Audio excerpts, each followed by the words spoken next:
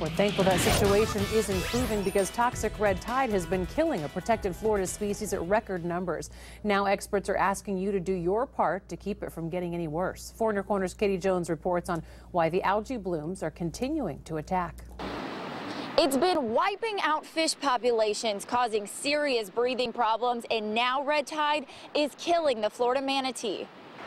It's hard to see up close, but natural resource specialist Amber Crooks says red tide algae attacks with a vengeance. Southwest Florida is one of the more threatened areas for the Florida manatee.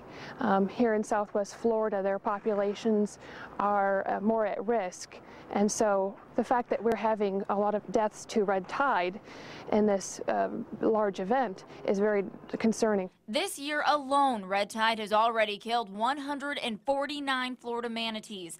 According to Florida Fish and Wildlife reports, it's the deadliest outbreak in the past decade. These pictures show rescuers just today helping a manatee get fresh air by holding its head above water.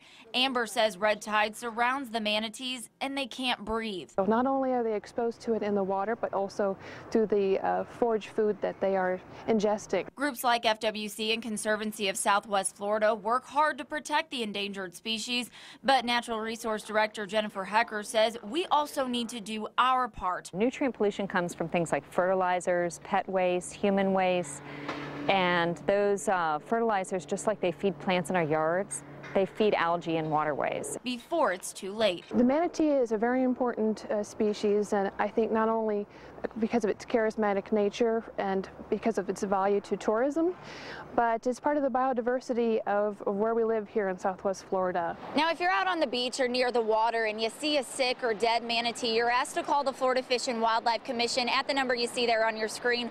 It's 1-800-404-FWCC. Reporting in Collier County tonight, Katie Jones, Fox 4 in Your Corner.